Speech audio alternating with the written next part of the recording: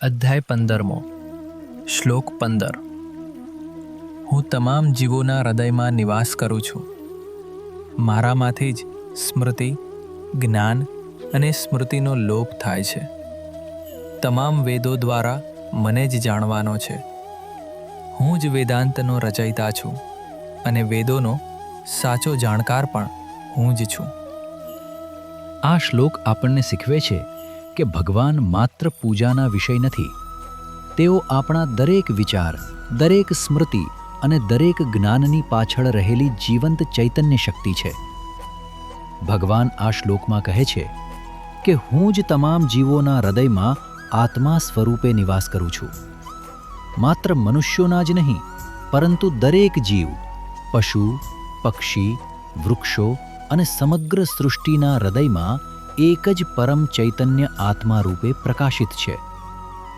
ભગવાન આગળ કહે છે કે સ્મૃતિ, જ્ઞાન અને વિસ્મૃતિ આ તમામ શક્તિઓનો મૂળ સ્ત્રોત હું જ છું. આપણે જે કંઈ યાદ રાખીએ છીએ, જે કંઈ નવું શીખીએ છીએ અને જે કંઈ ભૂલી જઈએ છીએ, આ બધી પ્રક્રિયાઓ પાછળ એક જ પરમ ચૈતન્ય કાર્યરત છે. અહીં એક મહત્વની વાત સમજવાની છે. આપણે સામાન્ય રીતે સારું અને ખરાબ માટે અલગ અલગ કારણો શોધીએ છીએ, પરંતુ વેદાંત કહે છે કે આ સમગ્ર બ્રહ્માંડમાં અંતિમ સત્ય એક જ છે.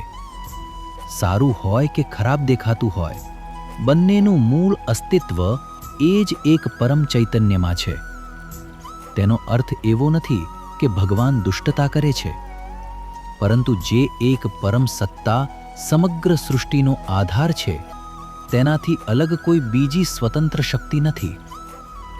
અહીં વિસ્મૃતિ એટલે ભૂલી જવું ને પણ ભગવાનની જ અભિવ્યક્તિ કહેવામાં આવી છે, કારણ કે નવું જ્ઞાન મેળવવા માટે ઘણી વખત જૂની ખોટી માન્યતાઓ છોડવી જરૂરી બને છે.